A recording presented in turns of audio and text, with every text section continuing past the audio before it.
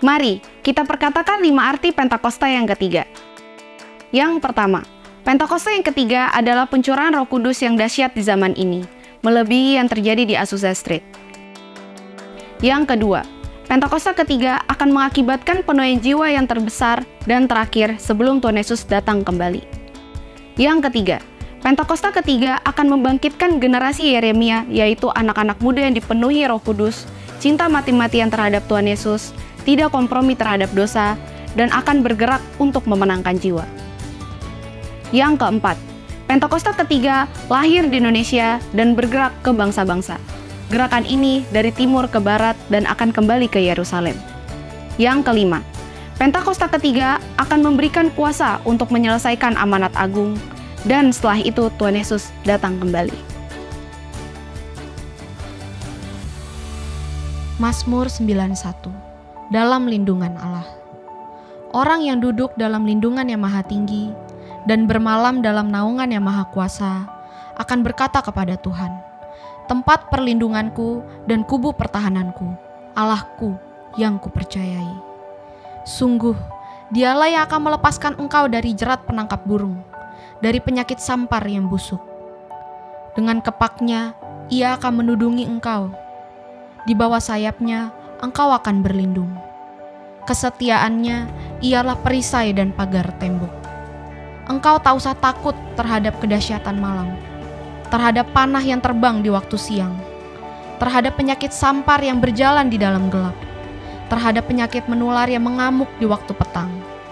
Walau 1.000 orang rebah di sisimu, dan 10.000 di sebelah kananmu, tetapi itu tidak akan menimpamu. Engkau hanya menontonnya dengan matamu sendiri, dan melihat pembalasan terhadap orang-orang fasik. Sebab Tuhan, ialah tempat perlindunganmu. Yang maha tinggi, telah kau buat tempat perteduhanmu. Malapetaka tidak akan menimpa kamu, dan tulah tidak akan mendekat kepada kemahmu. Sebab malaikat-malaikatnya akan diperintahkannya kepadamu untuk menjaga engkau di segala jalanmu. Mereka akan menatang engkau di atas tangannya, supaya kakimu jangan terantuk kepada batu. Singa dan ular tedung akan kau langkahi. Engkau akan menginjak anak singa dan ular naga. Sungguh, hatinya melekat kepadaku, maka aku akan meluputkannya. Aku akan membentenginya sebab ia mengenal namaku. Bila ia berseru kepadaku, aku akan menjawab. Aku akan menyertai dia dalam kesesakan. Aku akan meluputkannya dan memuliakannya. Dengan panjang umur akan kukenyangkan dia, dan akan kuperlihatkan kepadanya keselamatan daripadaku. Shalom saudara, saya percaya hari ini kita semua tetap bersuka cita di dalam kebaikan Tuhan. Dalam edisi Voice of Pentecost kali ini, saya akan membahas tentang berintegritas di tengah krisis hidup. Saudara, di hari-hari ini, ujian integritas sedang terjadi bagi saudara dan saya. Contohnya, apakah kita tetap baik saat dalam tekanan, akan tetap loyal dalam keadaan kekurangan, atau justru berkompromi dengan dunia saat sakit, gagal, bahkan sampai saat miskin mendadak? Saudara, perlu kita ingat bahwa integritas adalah hasil pembentukan dan tidak otomatis bisa dimiliki seseorang. Pembentukan integritas membutuhkan ujian, proses, dan waktu. Di dalam Mazmur 1 ayat 1 berkata, "Berbahagialah orang yang tidak berjalan menurut nasihat orang fasik, yang tidak berdiri di jalan orang berdosa, dan yang tidak duduk dalam kumpulan pencemooh." Jadi, melalui ujian, seseorang bisa terbukti apakah ia ada di jalan yang benar atau tidak. Lalu, berapakah lama waktu dari proses pembentukan integritas? 30 hari, 3 bulan, atau 1 tahun? Yang pasti proses ini akan berbeda di setiap individunya. Orang yang dibentuk integritasnya memerlukan kekuatan spiritual, kejiwaan, dan fisik. Asupan ini diperlukan di awal proses, di tengah ujian, hingga akhirnya menjadi pemenang untuk berbuah. Untuk melewati proses pembentukan integritas, kita tentu perlu bertumbuh dan berakar di dalam firman Tuhan. Saudara, penting untuk kita memperhatikan akar dari kehidupan kita. Di dalam Mazmur 1 ayat 1, pemazmur menggambarkan hidup seseorang yang benar, yaitu orang yang tidak tergoda untuk berkompromi dengan nilai kefasikan, dosa, bahkan kumpulan pencemooh. Tentunya nilai ini dilakukan karena seseorang ini berakar di dalam firman Tuhan. Seseorang yang berakar di dalam Tuhan pasti memiliki kualitas integritas. Lalu, apa resep untuk memiliki kualitas integritas? Sesuai dengan Mazmur 1 ayat 2, kita harus menjadikan Taurat itu kesukaan dan merenungkan Taurat itu siang dan malam. Kata kesukaan dan merenungkan firman Tuhan menggambarkan hubungan yang dimiliki orang berintegritas dengan Tuhan. Mazmur 1 ayat 3 berkata, "Ia seperti pohon yang ditanam di tepi aliran air, yang menghasilkan buahnya pada musimnya dan yang tidak layu daunnya. Apa saja yang diperbuatnya berhasil." Untuk hidup, jelas sebuah pohon membutuhkan air. Namun, betapa beruntungnya pohon yang ditanam di tepi aliran air. Ia tidak membutuhkan waktu lama dan usaha besar untuk akarnya mencari air. Kesukaan dan merenungkan firman-Nya siang dan malam merupakan gaya hidup orang berintegritas. Hal ini digambarkan dalam Mazmur 1 ayat 2 dan 3. Dikatakan gaya hidup karena hal ini dilakukan setiap hari. Apakah mungkin gaya hidup terbentuk begitu saja? Jawabannya adalah tidak. Hal ini dimulai dari cinta mula-mula. Namun orang benar perlu membangun disiplin rohani dan memelihara cintanya. Disiplin rohani dalam pembacaan dan perenungan firman Tuhan menunjukkan gaya hidup orang berintegritas. Seperti pohon yang bertumbuh dan berakar di tepi aliran air, akan mudah untuk bertumbuh dan berbuah. Demikian digambarkan gaya hidup orang yang berintegritas, yang kesukaannya ialah merenungkan firman Tuhan siang dan malam. Dalam Yohanes 15 ayat 7 dan 8 berkata, "Jikalau kamu tinggal di dalam aku dan firmanku tinggal di dalam kamu, mintalah apa saja yang kamu kehendaki dan kamu akan menerimanya. Dalam hal inilah Bapa-Ku dipermuliakan, yaitu jika kamu berbuah banyak dan dengan demikian kamu adalah murid-murid-Ku." Di ayat ini, Yesus menjelaskan hubungan sebab akibat yang erat antara gaya hidup merenungkan firman dengan berbuah dalam kehidupan. Apa buah yang diinginkan Tuhan dihasilkan oleh setiap umatnya? Buah-buah yang Tuhan ingin kita hasilkan adalah buah pertobatan, buah kehidupan, buah karakter, dan buah jiwa-jiwa. Selain itu, apa dampak lain dari tertanam di tepi aliran air? Dalam Mazmur 1 ayat 3 menjelaskan dengan tidak layu daunnya. Hal ini sama dengan kita memiliki daya tahan yang tinggi terhadap berbagai situasi kehidupan. Situasi sulit dan krisis hidup bisa datang kapan saja. Situasi ini dapat mengganggu integritas seorang untuk kompromi dengan dosa, untuk menyakiti sesama, putus pengharapan, bahkan tidak lagi percaya kepada Tuhan. Lewat pemazmur, Tuhan hendak mengatakan kepada kita bahwa dari hubungan seseorang dengan Tuhan lewat gaya hidup cinta akan firman Tuhan bukan hanya agar kita berbuah, tapi juga agar kita tetap berintegritas. Di mata Tuhan, orang seperti ini dipandang dan dijanjikan apa saja yang ia perbuat berhasil. Saya percaya kita yang sudah mendengar ini akan semakin memperhatikan akar kita, perhatikan gaya hidup kita, dan perhatikan hubungan kita dengan firman Tuhan. Saudara, untuk penjelasan yang lebih lanjut dari tim teologi kami, silakan klik link yang ada di atas atau scan QR Code yang tersedia. Tuhan Yesus memberkati.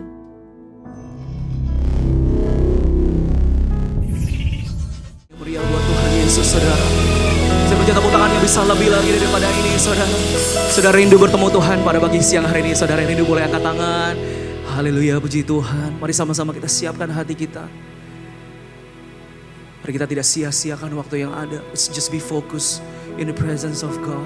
Tinggikan, agungkan Tuhan. Apapun yang kita hadapi saat ini, saudara. Ketika nama Tuhan ditinggikan, sesuatu terjadi, Bapak Ibu Saudara. Kami mau fokus kepada Tuhan.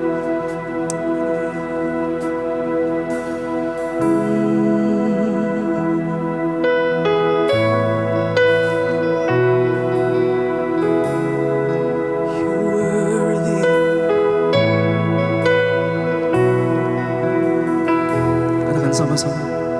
It was my cross you bore, so I could live in the freedom you died for. And now my life is yours, and I will sing of your goodness forevermore. is your name, Jesus. You deserve the praise. Worthy is your name. Worthy is your name, Jesus. And you deserve the praise. Worthy is your name.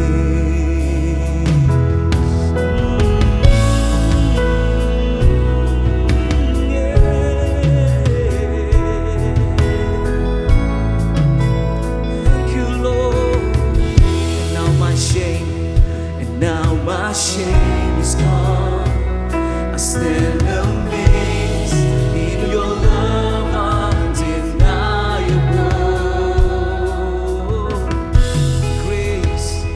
Your grace goes on, and I will sing of your goodness forever. Sing worthy, worthy is your name, Jesus,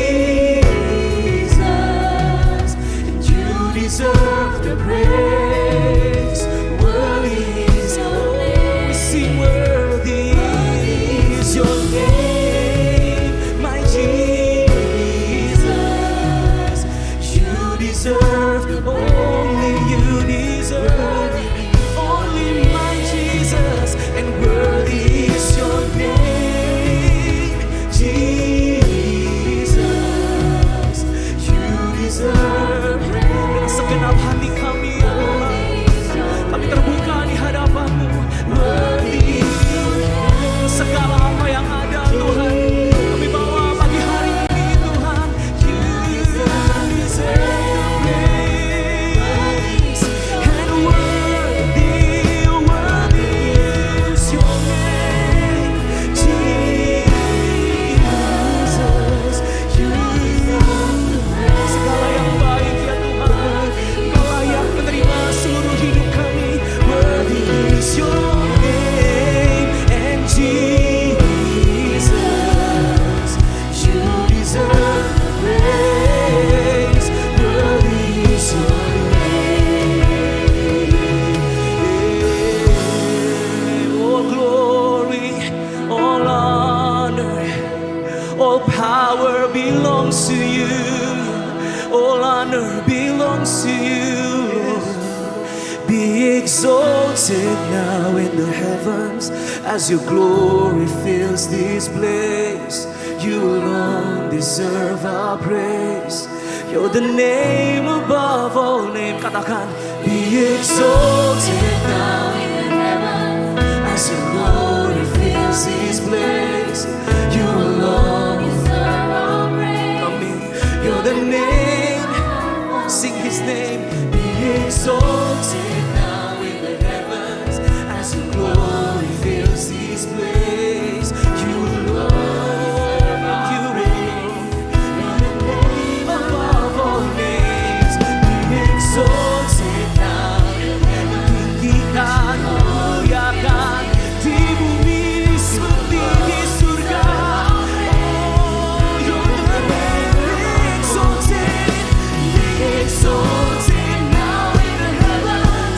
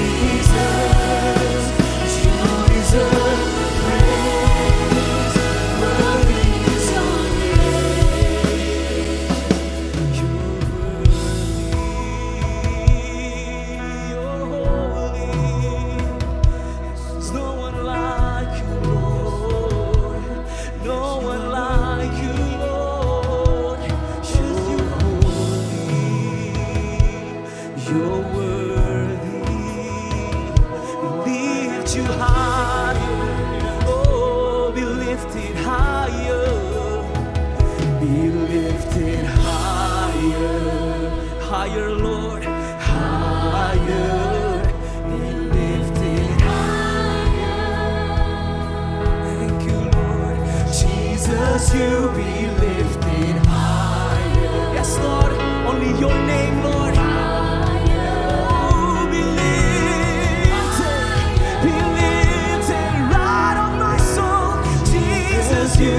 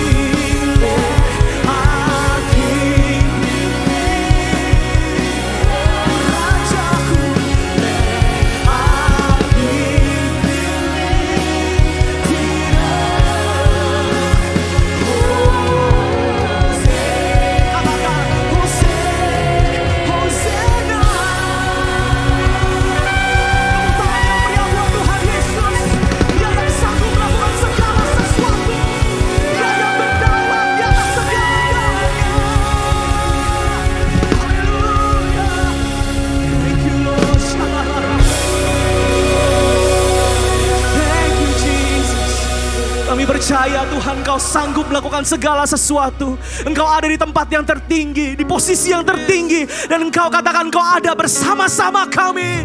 Kalau Tuhan bersama kami, maka siapa yang menjadi lawan kami, Tuhan? Because you are standing with us and not against us, Lord. Oh haleluya, kami rasakan beban yang berat terangkat in the name of Jesus, Tuhan. Biar ada mujizat yang keluar, kami memuji, menyembah nama-Mu, agar semua mata melihat bahwa Yesuslah Tuhan yang layak disembah. Terima kasih Tuhan. Thank you for dying for us. Terima kasih menebus kami. Terima kasih mengangkat kami menjadi anak-Mu Tuhan. Dan terima kasih Engkau memilih kami ya Tuhan. Bukan karena kami, tetapi karena Engkau sendiri ya Tuhan. Terima kasih. And in the name of Jesus, setiap kita yang percaya sama-sama kita katakan amin. Kasih tepuk tangan saudara yang meriah buat Tuhan Yesus. Amin. Saudara, boleh saya lihat tangan-tangan yang siap untuk memuji Tuhan lebih lagi, katakan amin. Yes, let's go. Kita percaya Tuhan udah menebus dosa kita. Dia Raja kita, Dia Allah kita. Amin. Haleluya.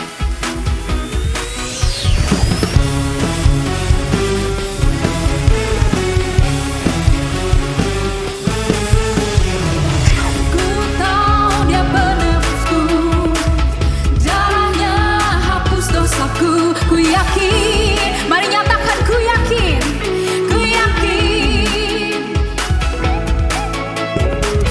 Dia angkat deritaku.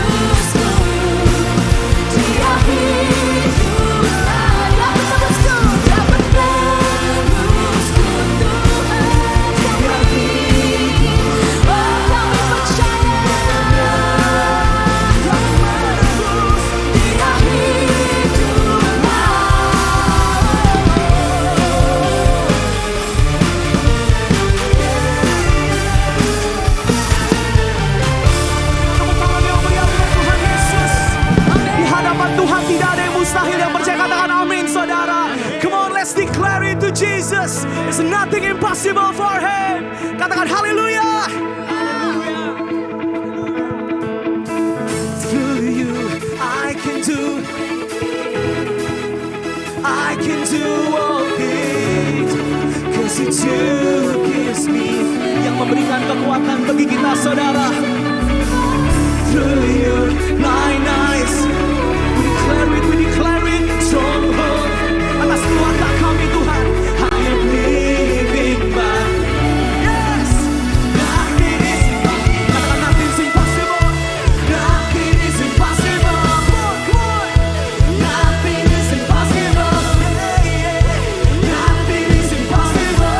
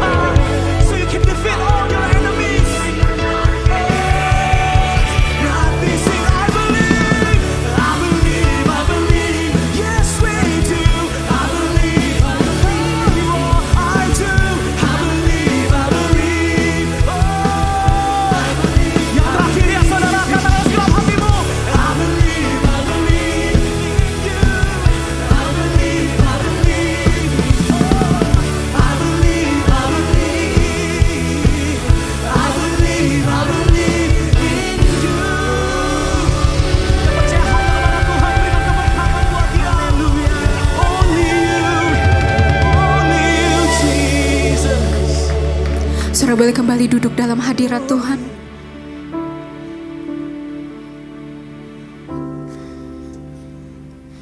Tuhan, kami mau masuk lebih dalam lagi Tuhan, dalam hadirat-Mu Tuhan.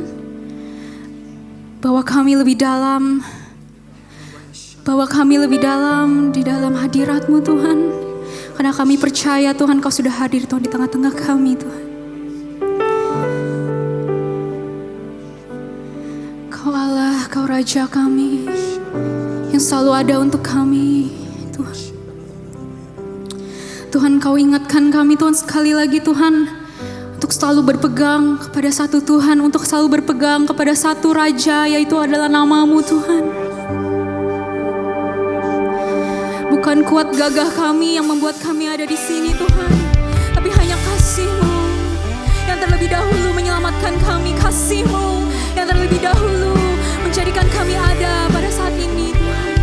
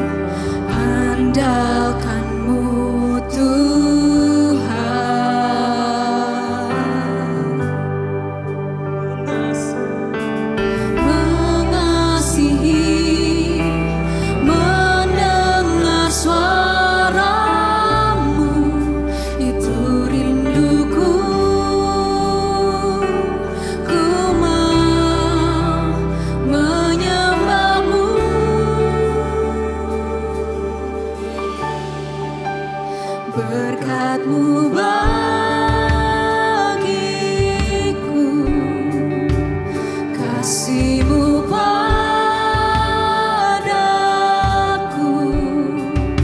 kan ku persembahkan untuk-Mu kekuatan dari-Mu,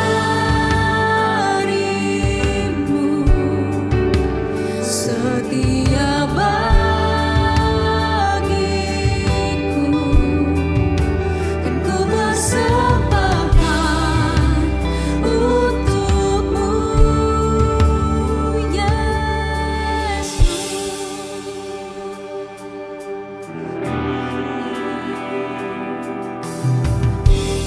Saudara, kita nyanyikan pujian ini dari awal.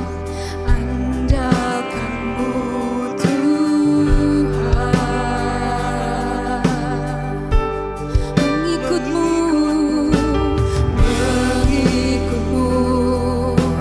andalkan-Mu Tuhan, mengasihi-Mu Lord, mengasihi, mendengar suara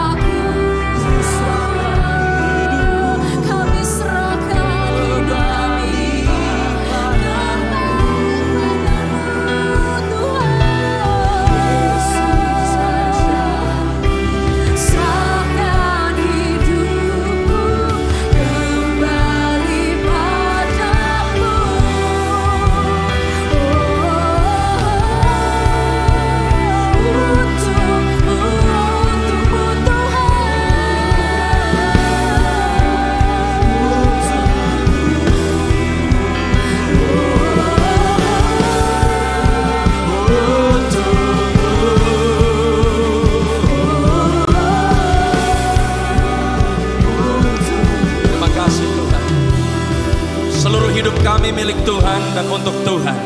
Dan kami bersyukur bahwa jika Tuhan bersama dengan kami, maka Tuhan sedang memimpin dan membawa kami kepada masa depan yang penuh dengan harapan. Kami bersyukur bahwa dunia boleh bergoncang, kiri dan kanan kami boleh bergoncang, tapi kami yang ada di dalam Kristus, kami berdiri di dalam kerajaan yang tidak bisa tergoncangkan. Tuhan yang bersama dengan kami jauh melampaui apa yang bisa kami lihat dengan mata jasmani kami. Kami hidup oleh karena iman kami. Bapa, kami bersyukur bahwa hari ini boleh ada karena Tuhan yang menempatkan kami di hari ini untuk waktu yang spesifik.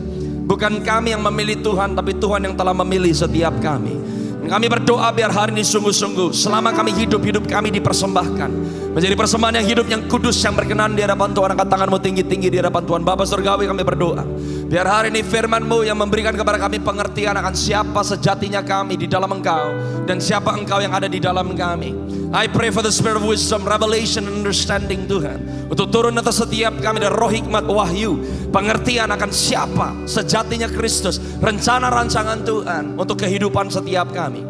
Tuhan, Kau berkata kepada kami bahwa tidak ada satupun yang tahu akan hari kedatangan anak manusia, tapi Kau berkata kami harus bisa melihat, membedakan musim, memperhitungkan hari-hari kami, memperhatikan waktu yang sedang kami hidupi. Oleh sebab itu kami berdoa biarlah kami Tuhan tidak syarat dengan cara hidup dunia, cara dunia memandang, tapi ajari kami memandang seperti Yesus memandang, supaya hidup kami sungguh-sungguh dipersiapkan, dipisahkan, dikhususkan untuk menjadi seperti yang Tuhan mau.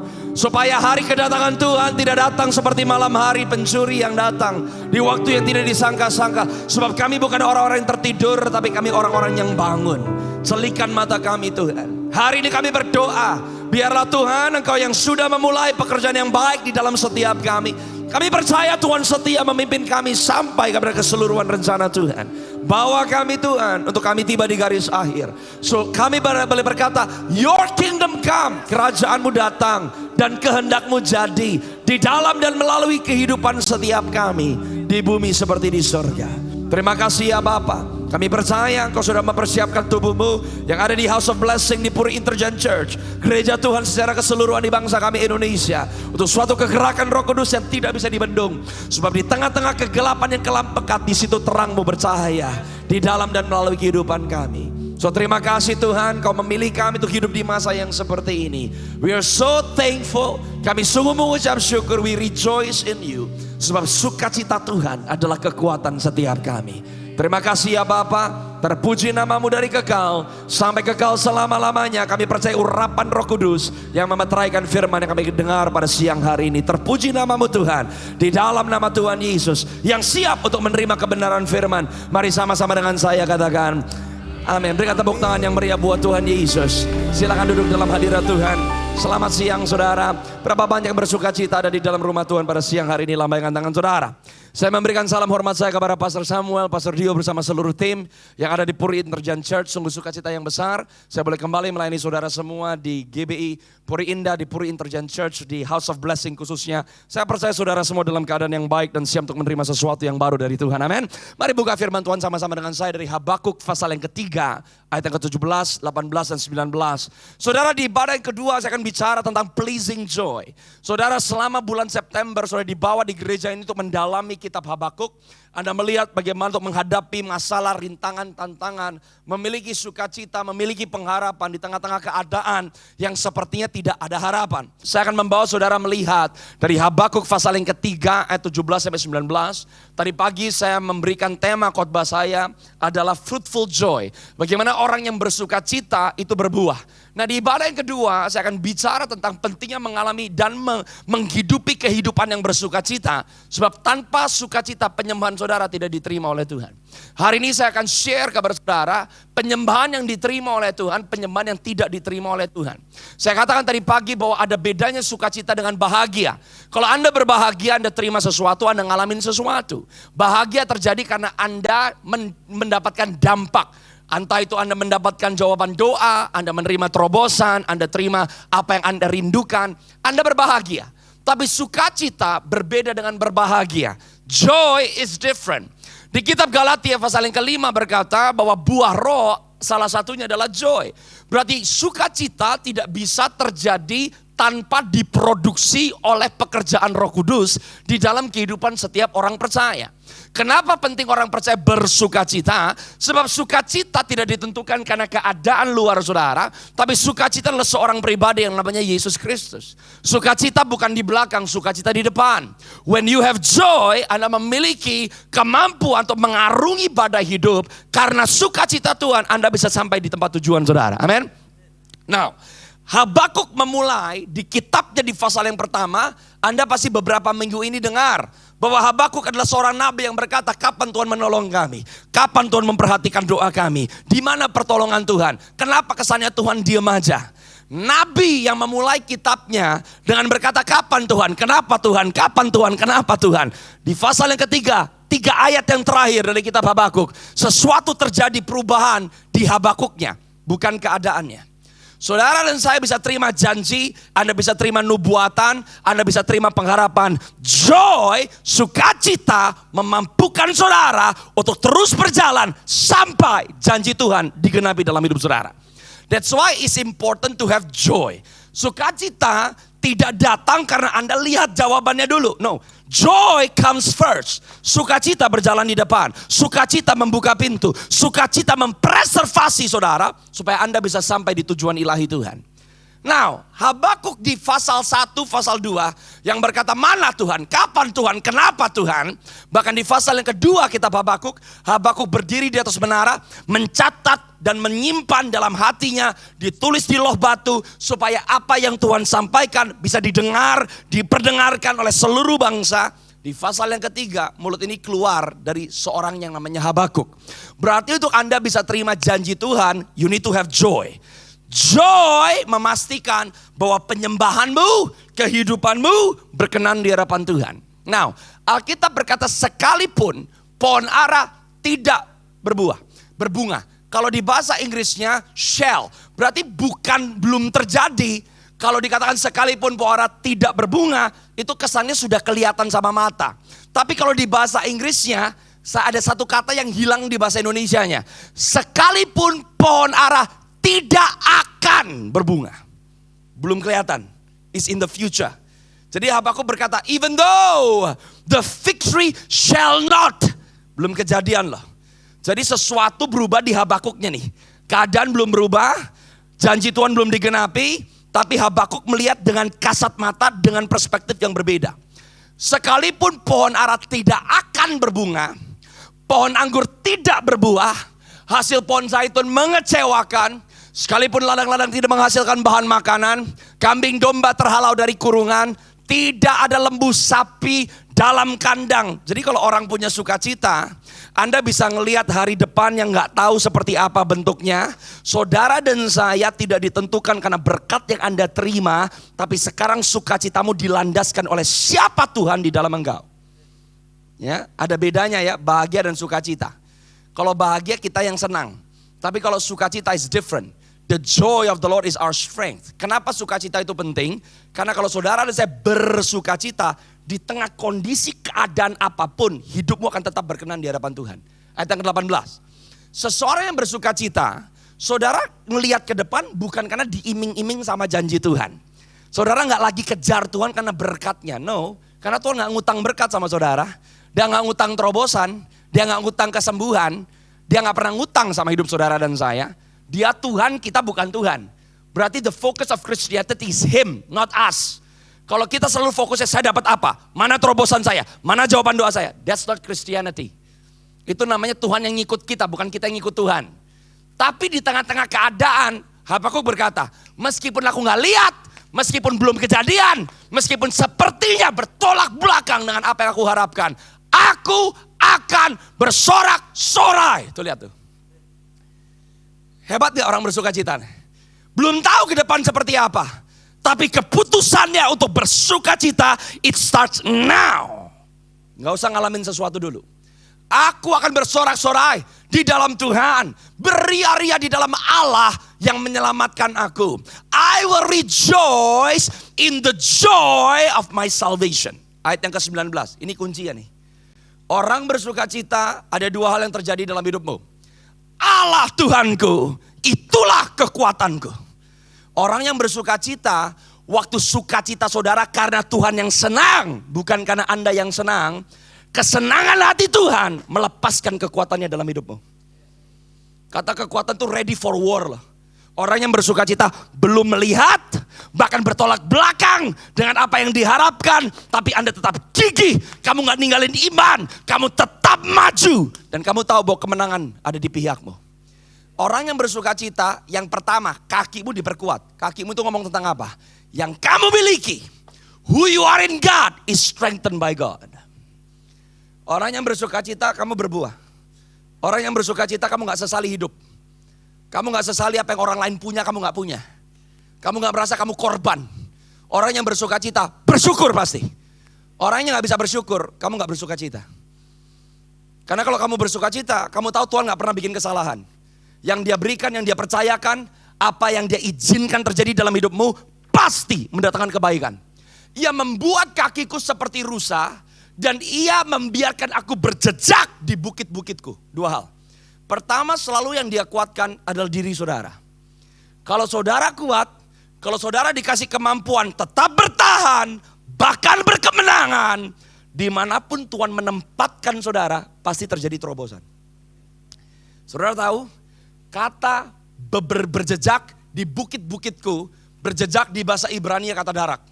Darak itu seperti busur ditarik ke belakang. Itu darak tuh. Darak itu bend. Orang yang bersuka cita di tengah-tengah keadaan yang tidak pasti, Anda bisa ikut melekuk dengan Tuhan. Nggak patah. You can flow with God. Keadaan lagi baik atau nggak baik, you flow with God. Anda nggak ngelawan Tuhan. Anda nggak resisten sama pekerjaan Tuhan. Orang yang punya sukacita, you trust God, meskipun kelihatannya aku ditarik, sakit, lagi di stretch. Tapi Anda gak bisa melihat busur, melepaskan anak panah dan melejit kalau Anda gak ditarik terlebih dahulu.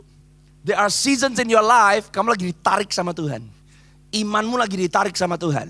Kesabaranmu lagi ditarik oleh Tuhan. Darak, ia membiarkan aku berjejak di bukit-bukitku. In the midst of trouble, Anda bisa bend, Anda merendahkan hati, Anda tetap percaya kepada Tuhan. Di waktu Tuhan, bam, Anda dilepaskan. Dan Anda pasti akan tiba di sasaran Tuhan. Yang mengerti katakan amin. Sukacita pertama merubah saudara. Coba dibuka, sebelum nanti saya akan bawa saudara di 2 Samuel 6. Saya akan anchor di sana. Nehemia pasal yang ke-8 ayat 11. Lihat dulu nih.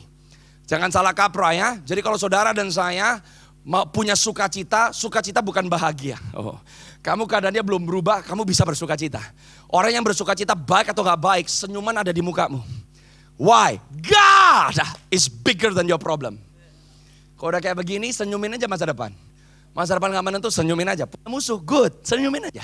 The joy of the Lord is your strength.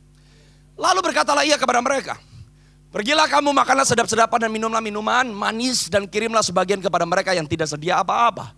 Karena hari ini adalah kudus bagi Tuhan kita, jangan kamu bersusah hati.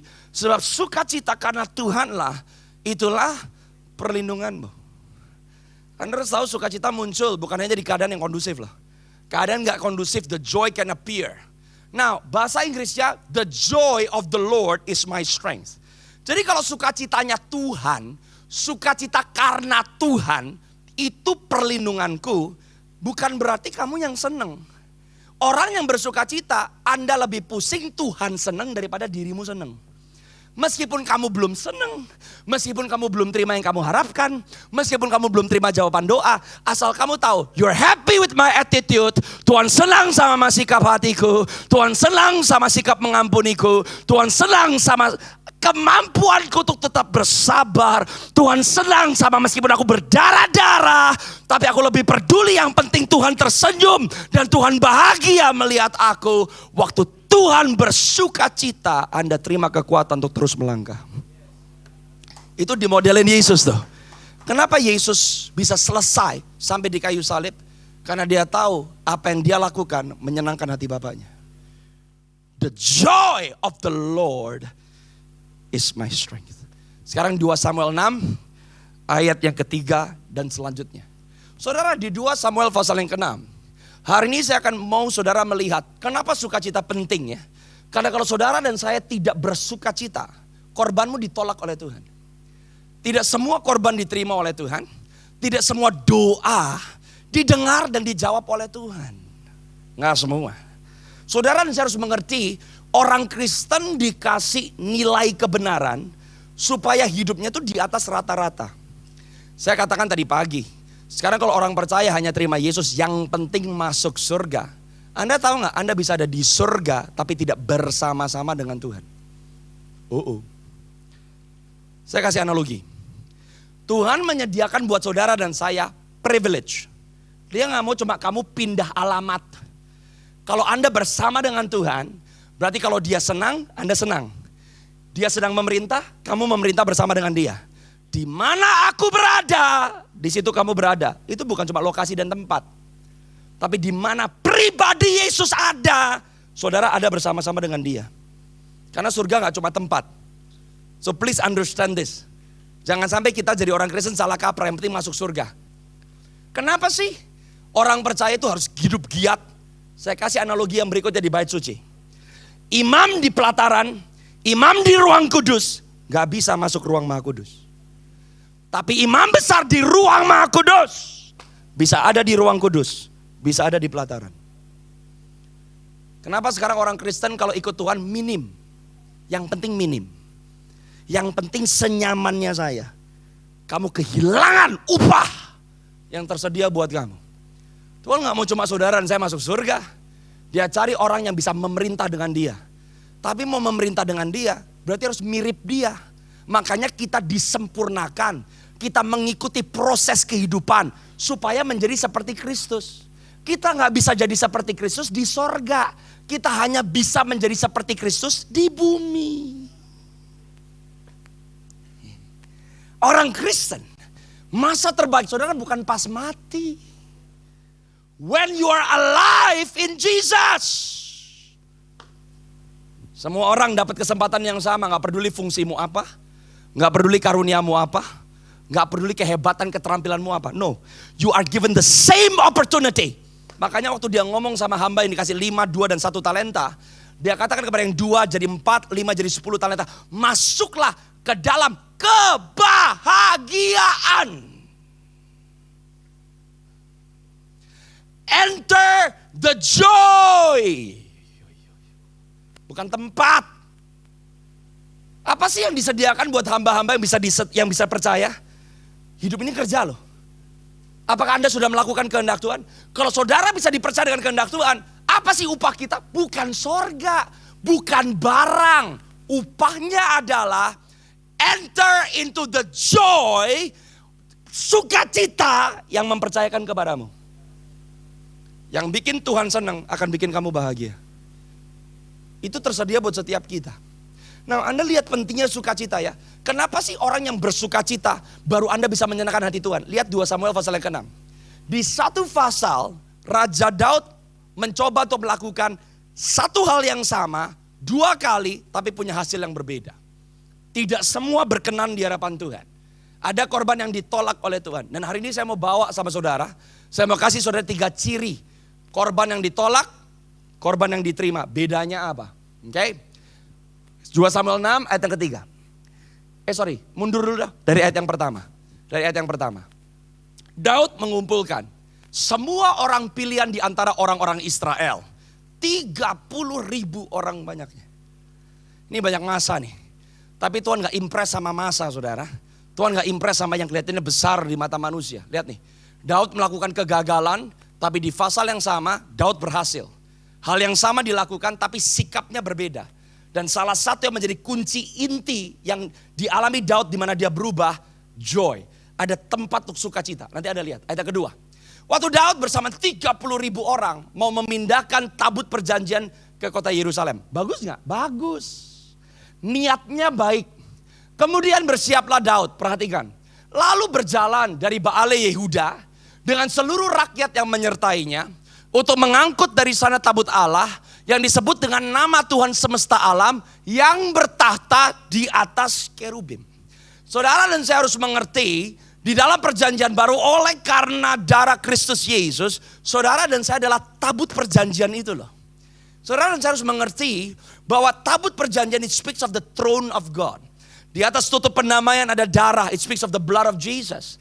Tapi namanya mercy seat, tutup pendamaian itu namanya mercy seat. Di tempat Allah bertahta, ada 2 kerub yang membentangkan sayapnya dengan melihat ke bawah. Di dalam tabut perjanjian ada 3 benda di dalamnya. 1, mangkuk berisi manah, tongkat Harun yang bertunas, dan 2 loh batu dengan 10 perintah Allah. Di dalam kehidupan setiap orang percaya, Anda pasti, katakan sama-sama dengan saya pasti. Katakan pasti, Anda punya penyertaan, penyediaan dan perintah Tuhan dalam hidupmu. Always. It's because of the blood. Kamu gak pernah harus ngemis untuk kebutuhan hidup. Kamu gak perlu ngemis untuk penyertaan Tuhan. Sebab tanpa penyediaan dan penyertaan Tuhan, berarti sang pencipta lalai di dalam ciptaannya. Nah, tapi sekarang kita seringkali apa? Tuhan tolong dong, kasih saya makan dong, supaya bisnis saya berhasil dong. Seperti Tuhan tuh gak tahu dia bikin apa loh di surga. Kebalik loh. You got to understand kalau saudara dan saya menyembah dia dengan benar, bahwa hidup saudara di dalam dunia ini yang beresiko siapa? Bukan kamu. Yang beresiko Tuhan yang menaruh namanya di atas hidup saudara. Ayat yang ketiga, lihat ini di mana dia gagal ya. Daud gagal nih. Lihat kesalahannya. Mereka menaikkan tabut Allah itu ke dalam kereta. Kereta yang baru setelah mengangkatnya dari rumah Abinadab yang di atas bukit. Lalu Uzzah dan Ahio, anak-anak Abinadab mengantarkan kereta itu. Lanjut ayat yang keempat. Alkitab berkata, next. Uzzah berjalan di samping tabut Allah itu, sedang Ahio berjalan di depan tabut itu. Ayat yang kelima sampai ayat yang keenam. Daud dan seluruh Israel menari-nari di hadapan Tuhan dengan sekuat tenaga. Diiringi nyanyian, diiringi kecapi, gambus, rebana, kelentung dan ceracap. Lihat nih, gak cuma Daud punya masa, dia punya orang banyak, alat musik semuanya lengkap, kelihatannya mewah. Ketika mereka sampai ke tempat pengirikan Nakon, maka Uzzah mengulurkan tangannya kepada tabut Allah itu, lalu memegangnya karena lembu-lembu itu tergelincir. Ayat ke-7, maka bangkitlah murka Tuhan kepada Uzzah, lalu Allah membunuh dia di sana karena keteledorannya itu. Ia mati di sana dekat tabut Allah itu. Lanjut dulu, next, ayat ke-8. Daud menjadi marah karena Tuhan telah menyambar Uzzah demikian hebatnya. Maka tempat itu disebut orang Peres Uzzah sampai sekarang. Balik ayat yang ketiga. Catat 3 hal. Nomor 1. Korban yang ditolak oleh Tuhan adalah korban yang tidak pernah diminta oleh Tuhan. You gotta understand. Gak semua yang Anda lakukan berkenan di hadapan Tuhan loh. You gotta do it God's way. Gak bisa saudara berkata, well saya mau melayani Tuhan, ya senyamannya saya, sesenangnya saya. Emang Daud membawa tabut perjanjian ke kota Daud, ke Yerusalem itu sesuatu hal yang salah? Kelihatannya bagus. Dia diiringi sama rakyat, semua alat musik penuh. Bahkan Daud menari dengan sekuat tenaga. Saudara tahu yang dicari oleh Tuhan bukan keterampilanmu, tapi ketepatanmu di dalam menaati kehendak Tuhan.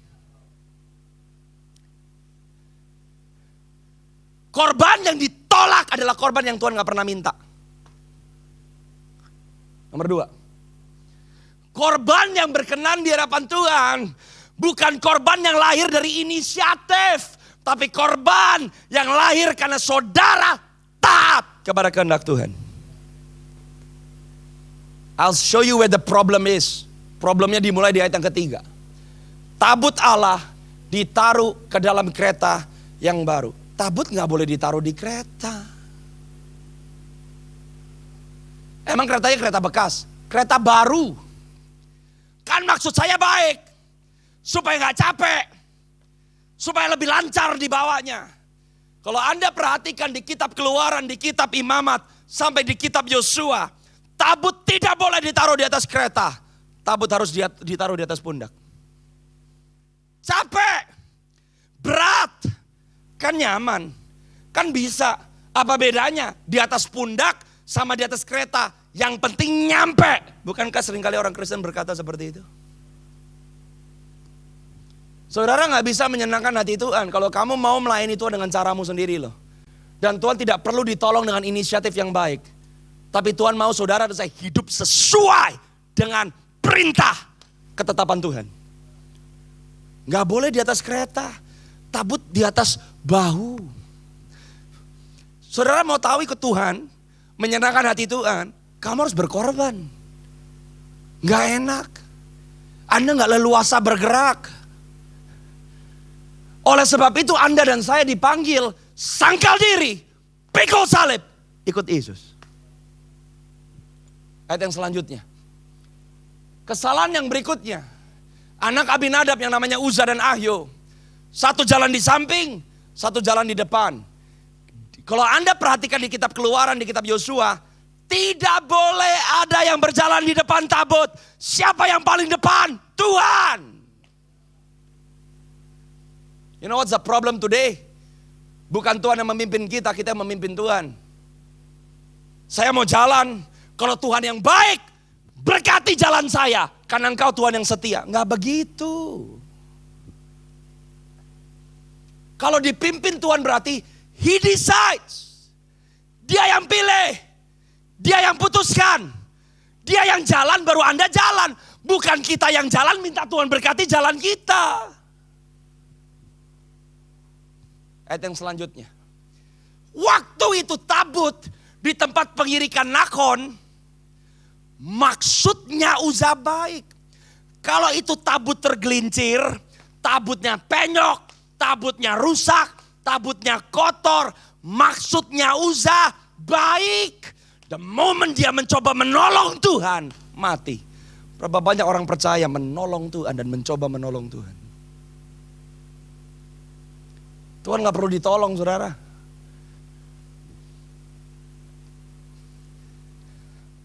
Maksud saya. No. Kekristenan bukan maksudmu. Kekristenan adalah maksud Tuhan apa? Korban yang ditolak oleh Tuhan adalah korban yang lahir dari maksud yang baik, tapi tidak tepat di dalam ketaatan. Ayat yang selanjutnya. You know mau tahu problemnya di mana? Problemnya di Daud. David made a mistake. Daud melakukan kesalahan. Coba ayat yang selanjutnya, ayat yang ke-7. Ternyata seseorang yang mau mencoba membawa hadirat Allah, mencoba membawa tabut perjanjian masuk ke tanah perjanjian. Waktu Uza disambar oleh Tuhan, dia mati di sana dekat tabut Allah, itu ayat yang ke-8. Maka Daud, ngapain Daud? Marah. Ayat yang ke-8. Bagaimana saudara dan saya bisa membawa hadirat Tuhan, tapi kalau emosimu gak terkontrol? Udah pelayanan, nari sekuat tenaga, 30.000 orang, alat musik lengkap, ditolak oleh Tuhan. You cannot serve God in your own terms. Saudara gak bisa menyenangkan hati Tuhan in your own terms, God's term. Daud marah, sesuatu ternyata di dalam Daud yang gak berkenan. Ternyata yang berkenan di hadapan Tuhan bukan ini. Ini. Tapi gak ada perbuatan, imanmu mati. Perbuatan tanpa iman juga mati. Tapi saudara mau tahu Daud bertobat, ayat ke-8, ayat ke-9. Ini bertobat nih. Apa sih itu pertobatan? Pada waktu itu Daud menjadi takut kepada Tuhan. Lalu katanya, bagaimana tabut Tuhan itu dapat sampai kepadaku? Yang nomor 3, korban yang ditolak oleh Tuhan adalah korban yang tidak dilandaskan takut akan Tuhan. My way. Kalau saya udah kasih A, Tuhan harus kasih B. Kalau saya udah kasih C, Tuhan harus kasih D. No. Habakuk berkata, meskipun pohon ara tidak berbunga, meskipun hasil-hasil semua mengecewakan, I will rejoice. Maksud Daud baik, tapi hati Daud busuk. Mau tahu sifat hati busuk seperti apa?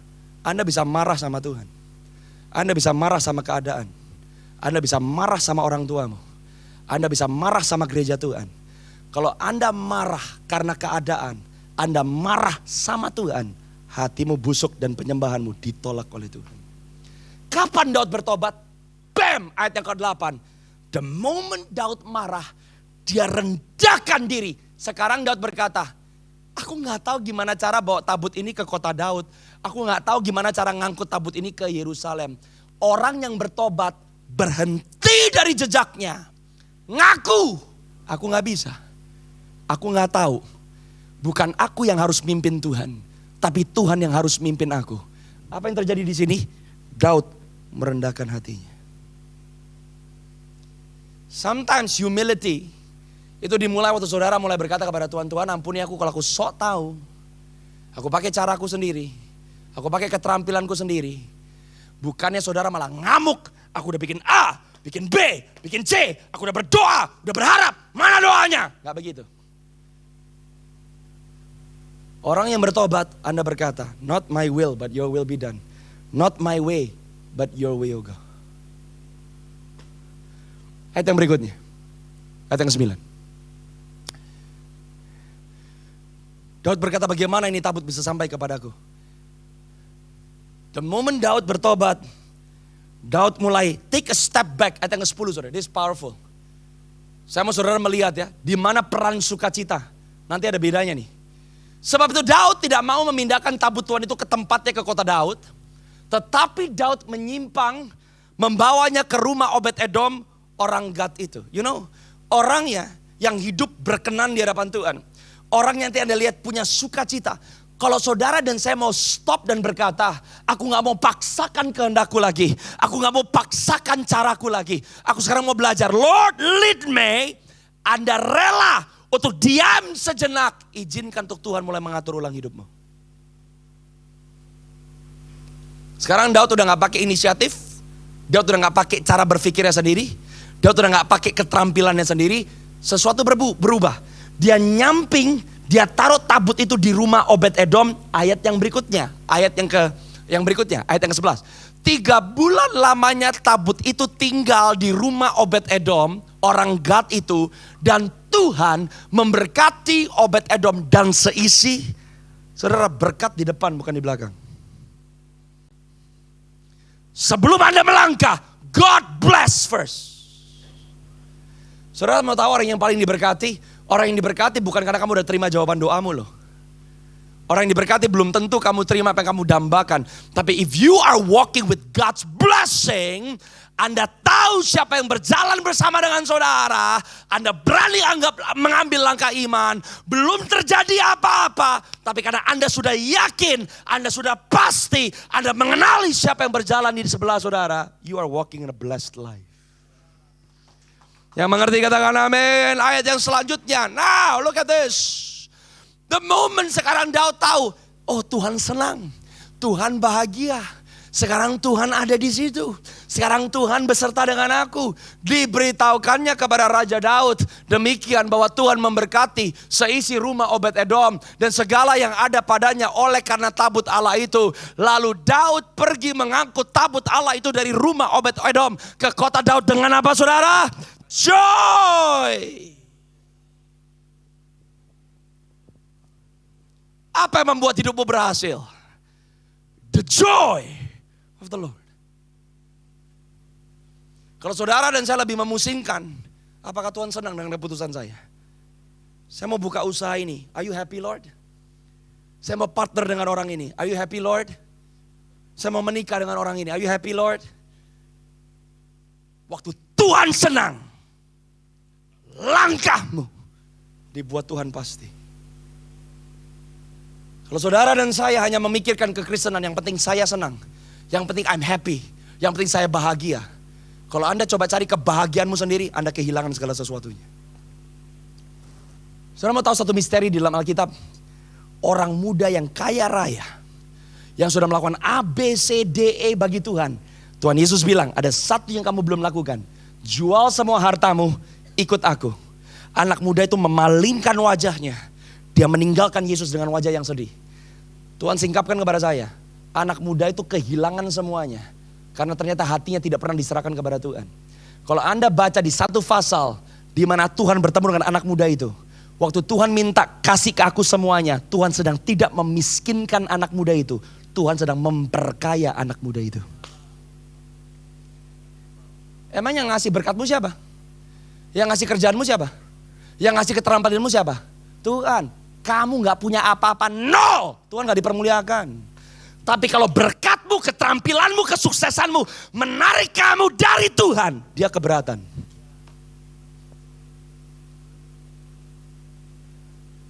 Anak muda itu gak ngerti. Kalau hari itu Tuhan dapat hatinya, God will make him richer. Karena sesuatu yang dia miliki, ada keterampilan tangannya, keberhasilannya, yang bisa mempermuliakan nama Tuhan. Masalahnya waktu orang itu ketemu dengan Yesus, ternyata hartanya lebih berharga dari Yesus. Maka akan tiba waktunya karena hartanya dia bisa mengkhianati Yesus. You know there are tests in your life. Kenapa Tuhan izinkan? Anda harus seperti ya kalah dulu, Anda harus mati dulu, Anda ngalamin yang bertolak belakang dengan imanmu. Ada pride, ada ego, ada kemarahan, ada kepahitan yang harus mati. Kalau enggak di depan, kemarahan kepahitanmu akan merenggut nyawamu dari Tuhan. Sesuatu dicopot dari Daud. Sekarang waktu Daud ngelihat Tuhan, you're happy. Tuhan memberkati rumah Obed-Edom, maka bersukacitalah Daud. Emang Uza bangkit dari antara orang mati? Enggak. How come dia joyful? Dia masih ngalamin kemaluan depan 30.000 orang. Daud malu. Bikin salah loh. Nggak nyesel tuh. Malu gua. Diliatin rakyat. Gara-gara gua satu orang mati. No. Orang yang punya joy. Sempat bikin kesalahan. Sempat bikin keputusan yang salah. Waktu bertobat. Bangun lagi. Maju lagi. Kalau kamu lebih pusing orang ngomong apa tentang kamu. Kamu belum bertobat. Kamu cuma nyesel. Joy. Bikin kamu relentless. Sempat bikin salah. Oke. Sempat malu. No problem. Sempat orang bilang jelek. No problem. The joy of the Lord. Bukan masalah aku senang. Tapi Tuhan yang senang. Ayat yang selanjutnya. 13. Dengan cepat ya. Just give me a few minutes. Sekarang beda nih. Kalau tadi Anda lihat kereta disiapkan untuk mengangkut tabut. Sekarang udah enggak. Apabila pengangkat tabut Tuhan. Orang yang bertobat jangan ngulangin kesalahan yang sama. Sekarang Daud udah ngerti. Tuhan gak mau kereta. Tuhan suka sama pundaknya para imam. Sesuatu berubah di sini. Daud melakukan hal yang sama. Tapi bukan dengan caranya sendiri. Bukan dengan konsepnya sendiri. Sekarang caranya Tuhan. Nggak pakai kereta lagi. Pakai sesuai dengan apa yang firman Tuhan katakan. Apabila pengangkat tabut Tuhan itu melangkah maju 6 langkah. Maka ia mengorbankan seekor lembu. Dan seekor anak lembu gemukan. Korban yang diterima oleh Tuhan nomor 1 adalah korban yang dilandaskan dengan langkah iman. Saudara tahu tiap kali Anda mau melangkah dengan iman bukan ketakutan. The joy of the Lord. Anda lakukan sesuatu risky. Gak tahu hasilnya seperti apa. Gak tahu ke depan seperti apa. Tapi Tuhan kalau ini menyenangkan itu Tuhan. Aku mau ambil langkah iman. Steps of faith. Menyenangkan hati Tuhan. Waktu lalu Daud gak tahu setiap 6 langkah. Dia gak kasih korban. Seringkali banyak orang Kristen merasa berkorban tapi gak ada korbannya. Ke gereja bukan berkorban saudara. Kalau Anda berpikir ke gereja berkorban. Lu gak ngerti korban itu apa. Ke rumah Tuhan, ke rumah bapakmu berkorban. Ini mah bukan korban. Kalau korban sakit. Kalau korban gak diminta. You do it because you love God. Kalau ngelakuin yang Tuhan minta, Anda pikir itu berkorban. Kita gak tahu korban itu apa loh. Kalau korban sakitnya di kamu bukan di Tuhan. Kalau Anda melakukan yang benar dan Anda berkorban, painful. Tuhan minta gitu setiap 6 langkah harus ada korban yang dinaikkan. No. Tapi sekarang Daud tahu, I want to make my God happy. Bukan caraku tapi cara Tuhan. Bukan kehendakku tapi kehendak Tuhan. Ayat yang selanjutnya. Coba lihat dengan cepat. Ayat yang 14. Ini saya cuma kasih sama saudara ayat per ayat. 2 Samuel 6. Saya gak pakai notes yang lain. Cuma Alkitab. Makanya kalau di rumah Alkitab dibaca saudara. Every verse it carries power. Daud menari-nari di hadapan Tuhan. Balik lagi, sekuat tenaga, kerja keras, pelayanan, good. Tapi kali ini yang ditampilkan sama Daud bukan ceracapnya, bukan gendangnya, bukan kelentungnya. Daud menari-nari di hadapan Tuhan dengan sekuat tenaga.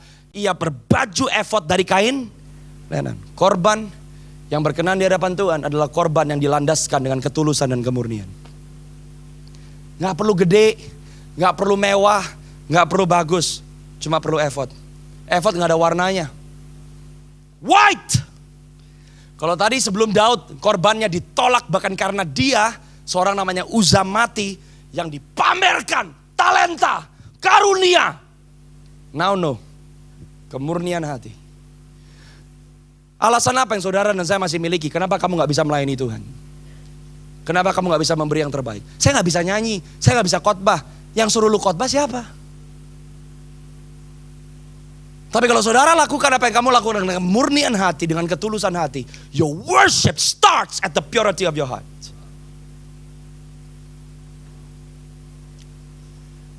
Saya minta saudara lompat.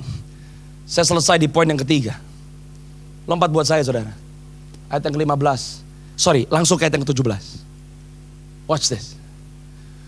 Daud sekarang nari pakai efod. Namanya efod karena efod itu baju longgar saudara. Nggak ngepas di badan. Efod itu kayak jubah. Dia nari sekuat tenaga. Itu efod copot. Daud telanjang. Poin yang nomor 3.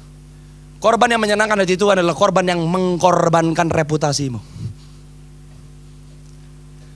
Saudara mau menyenangkan Tuhan dengan hati yang murni, orang pasti gak suka sama saudara, terima. Ngapain sih lu fanatik banget sih? Ngapain sih jadi Kristen biasa-biasa aja? Anda gak bisa biasa loh ikut Tuhan. Karena Daud pakai efod, bam, copot telanjang. Bahkan telanjang di depan wanita-wanita. Mikal istrinya Daud ngeliat, suami gua raja merendahkan dirinya seperti hamba-hamba. Korban yang menyenangkan hati Tuhan adalah korban yang meletakkan dirimu, reputasimu, nama baikmu demi mengikuti kehendak Tuhan. Karena kalau Anda mau menyenangkan hati Tuhan, Anda gak bisa nyenengin orang lain. Bahkan kadang-kadang orang yang paling dekat sama kamu akan merasa jijik. Ngapain sih lu fanatik banget? No. The joy of the Lord, asal Tuhan senang. Bahkan Daud menjawab Mikal, kalau aku perlu lebih rendah lagi, aku ngasih yang paling rendah. Karena bukan masalah reputasiku. Aku mau menyenangkan hati Tuhanku. Saudara, di hari-hari kita hidup, keadaan gak akan semakin baik, tapi gereja tidak kalah. Saudara dan saya membawa kerajaan yang gak kelihatan sama mata. Tapi orang yang punya sukacita. Anda berkata kepada dirimu, meskipun aku gak terima apa yang aku harapkan, meskipun aku gak terima jawaban doaku, sukacita bukan waktu aku senang, tapi asal Tuhan senang. Waktu Tuhan senang, waktu Tuhan bahagia, aku tahu aku terima kekuatan untuk menjalani hidup ini sampai di garis akhir, supaya aku mengerti dan mengenal siapa Kristus sejatinya. Orang yang kayak begitu saudara, apa sih dampaknya? 17, 18, 19 kita selesai. Watch this. Tabut Tuhan itu dibawa masuk, lalu diletakkan di tempatnya di dalam kemah yang dibentangkan Daud untuk itu. Kemudian Daud mempersembahkan korban bakaran, korban keselamatan di hadapan Tuhan. Saudara tahu korban bakaran dan korban keselamatan ini adalah dua korban yang sama. Yang Saul korbankan di hadapan Tuhan, yang seharusnya dikorbankan Samuel. Tapi Saul karena mengorbankan korban bakaran dan korban keselamatan, dia kehilangan kerajaan Israel. Daud melakukan hal yang sama. Kenapa Saul punya ditolak, yang punyanya Daud diterima? Daud bukan orang Lewi. Saudara tahu kalau Anda memiliki sukacita Tuhan, yang membuat saudara berbeda bukan apa yang kamu lakukan, tapi siapa kamu di hadapan Tuhan. Siapa bilang di kerajaan sorga semuanya sama? Enggak. Adel bisa berdoa, saya bisa berdoa yang sama, tapi waktu perkenanan Tuhan ada di Adel, waktu Adel yang mendoakan yang sama yang saya doakan, Adel dijawab, saya ditolak. Ketepatan. Karena doa bukan mantra. Nama Yesus bukan mantra. Doa orang benar. Yang jadi masalah bukan doanya. Kamu orang benar atau bukan? Dan orang benar gak ngaku-ngaku orang benar. Orang benar Tuhan berkata kamu benar.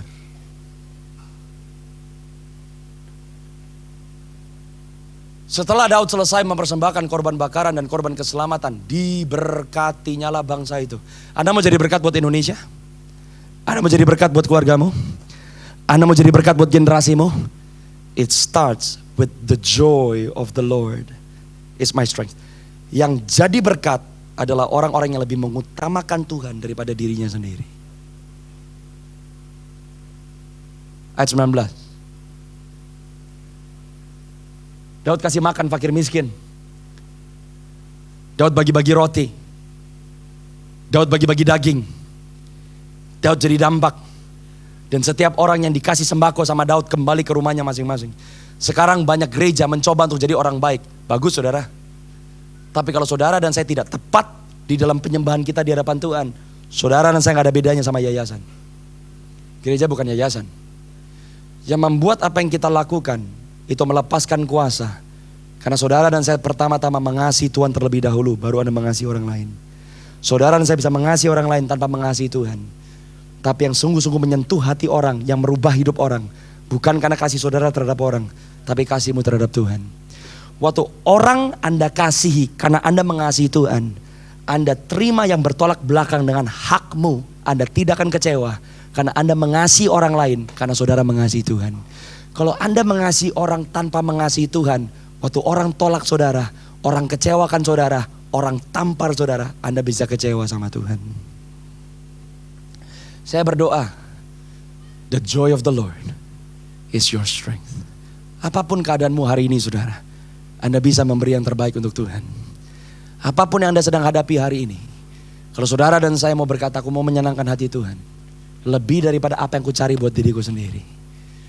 Di musim apapun saudara sedang berada, Tuhan bersama dengan saudara.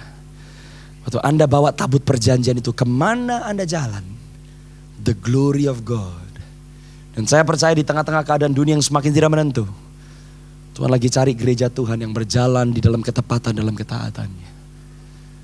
Kalau saudara dan saya menyenangkan hati Tuhan, saudara dan saya pasti jadi berkat di tengah-tengah masa yang sukar.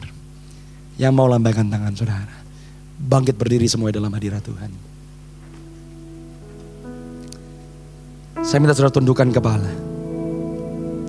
Katakan sama Tuhan, not my will, not my way. Bukan caraku, bukan kehendakku sendiri. Tapi aku mau belajar caranya Tuhan dan kehendak Tuhan.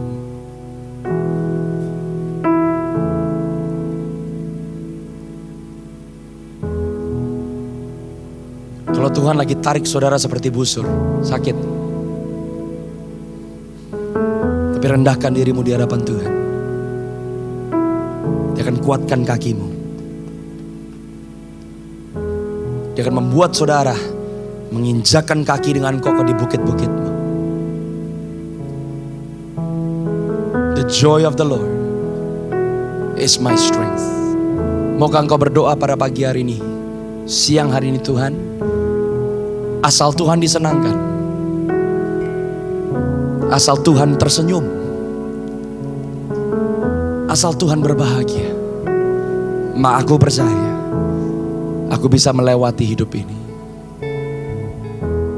The joy of the Lord is my strength.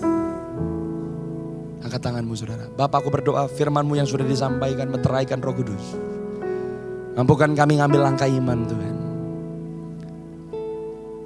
Terima kasih yang Tuhan cari bukan tangan kami, yang Tuhan cari adalah hati kami. Tuhan gak cari intensi hati, intensi yang baik. Tuhan cari ketepatan hati kami. Hari ini kami mau berdoa, Tuhan ajari kami cara-caramu, ajari kami jalan-jalanmu Tuhan. Supaya semua yang Tuhan sudah berikan, yang Tuhan sudah percayakan, kami pertanggungjawabkan. Dan kami tidak sia-siakan satu kehidupan yang Tuhan berikan kepada kami. Sarabasondre kotara la mandara la manshiri di pusatara la mandara. Oh, Jesus, Jesus, Jesus. Lord, I give you my heart and give you my soul. I live every breath. Katakan every moment away. Lord, I have you. Come on, katakan, Lord, I give you my heart. Lord, I give you my heart. Katakan, I give you my soul.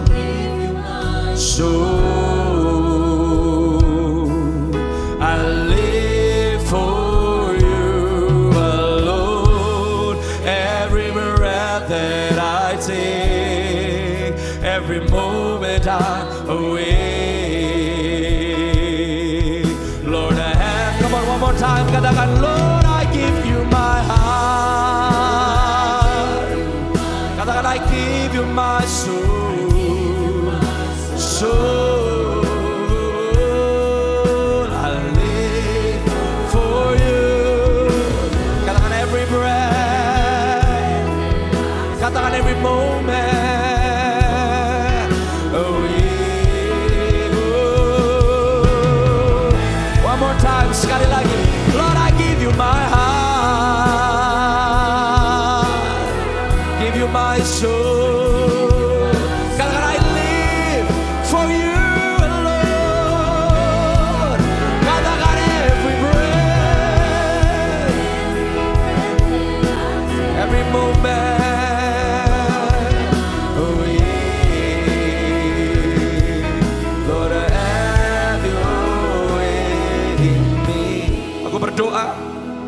Masing-masing hamba-hambamu yang berseru kepadamu Tuhan. Hari ini kami mau membuat keputusan dalam hidup kami bahwa hidup kami harus menyenangkan hati Tuhan. Ampuni kami kalau sering kali mengiring Yesus semuanya tentang kami. Tentang apa yang kami bisa terima. Tentang apa yang kami butuhkan. Tapi hari ini kami mau merubah Tuhan cara pandang kami. Ajari kami Tuhan Yesus untuk hidup seperti Daud. Supaya semua yang kami lakukan itu menyenangkan hati Tuhan. Kami tahu waktu hati Tuhan disenangkan, Tuhan memberkati apa yang kami lakukan. Tuhan membuat apa yang kami pegang dengan tangan kami berhasil. Dan aku berdoa untuk jemaatmu di House of Blessing pada siang hari ini. Angkat tanganmu di hadapan Tuhan, berkati tangan hamba-hambamu Tuhan. Apa yang kami kerjakan, apa yang kami lakukan Tuhan, semua yang Tuhan sudah percayakan. Aku berdoa, bless it for your glory. In the mighty name of Jesus. Ampuni kami kalau ada waktu-waktu kami menyesal. Kami menyesali hidup kami sesali masa lalu kami sempat kecewa bahkan marah terhadap Tuhan. Ampuni kami Tuhan.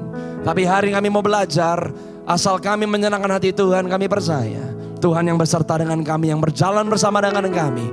Dan Tuhan yang memimpin kami dari iman kepada iman, dari kemuliaan kepada kemuliaan, dari kemenangan kepada kemenangan. Kami percaya Tuhan untuk waktu yang seperti ini, Tuhan telah memilih setiap kami. Dan kami mau belajar mempertanggungjawabkan hidup kami dengan penuh bijaksana. Bapa, di dalam nama Yesus aku berdoa, biar masing-masing hambamu pada siang hari ini naik dan bukan turun, maju dan tidak mundur, jadi kepala dan bukan jadi ekor. Dimanapun Tuhan menempatkan kami, dimanapun Tuhan mempercayakan kami, jadikan kaki kami kuat seperti kaki rusa. Kami mau berdiri dengan kokoh di atas bukit-bukit yang Tuhan sudah percayakan bagi kami. Di dalam nama Yesus aku berdoa, the joy of the Lord, the joy of the Lord, sukacita Tuhan adalah kekuatan bagi kami.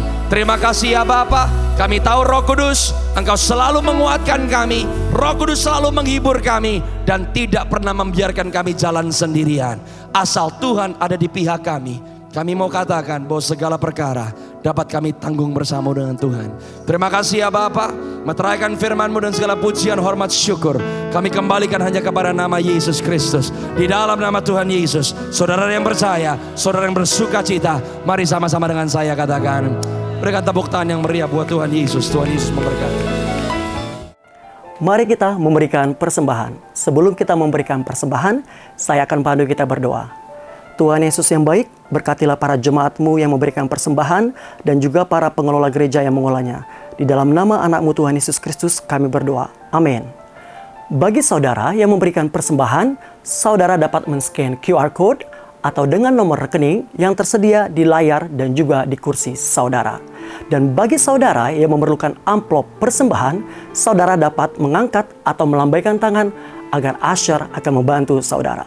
Selamat memberi.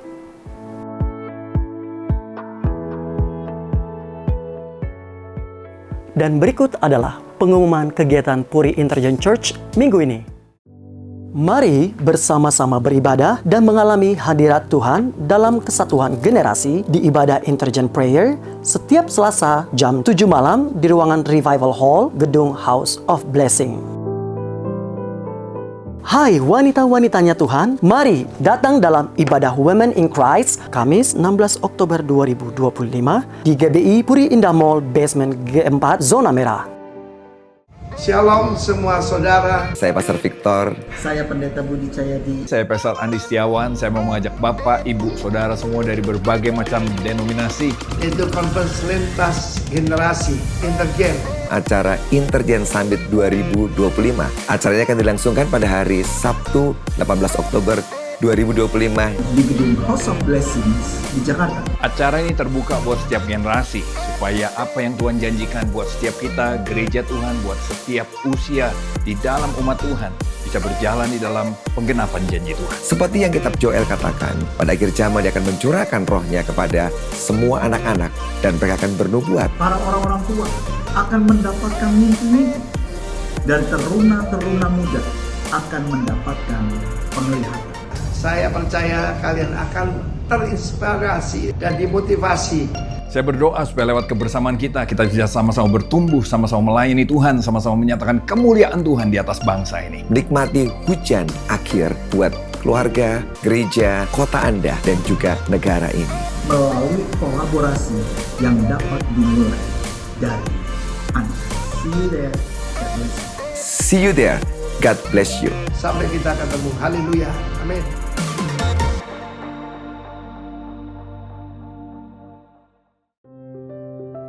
Renungan terbaru Puri Intergen Church sudah tersedia di aplikasi YouVersion dengan tema 5 hari di dalam badai. Kami mendorong dan mengajak jemaat membaca Alkitab secara rutin dan lebih dalam mengenal Tuhan. Download aplikasi YouVersion dan dapatkan renungannya. Bagi jemaat yang ingin didoakan, saudara dapat menghampiri tim doa Puri Intergen Church di Help Desk setelah ibadah ini selesai. Demikian pengumuman minggu ini. Bagi saudara yang memerlukan informasi lebih lanjut, saudara bisa menghampiri Help Desk setelah ibadah ini selesai atau follow sosial media kami untuk informasi terbaru. See you next week. God bless you. Puji nama Tuhan. Thank you Pastor Mayakau untuk firman hari ini. Mari saya undang Bapak Ibu untuk bangkit berdiri, kita tutup dalam doa berkat. Bapak Ibu, saudara-saudara kekasih, pulanglah, terimalah berkat yang terindah dari Bapa di surga. The joy of the Lord is your strength.